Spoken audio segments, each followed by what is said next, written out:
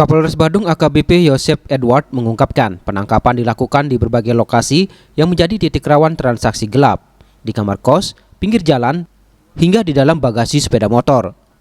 Dalam rentang waktu 1 Januari sampai 12 Februari 2026, menangani 7 perkara dengan 8 tersangka terdiri dari 5 laki-laki dan 3 perempuan.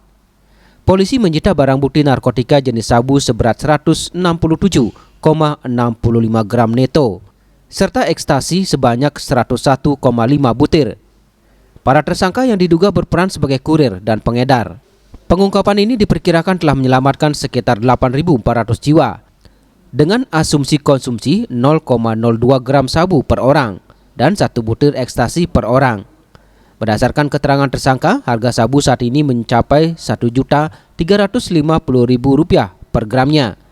Sedangkan ekstasi dijual sekitar Rp800.000 per butir. Total perkara yang kita tangani ada 7 dengan jumlah tersangka 8 orang. Nihil orang asing.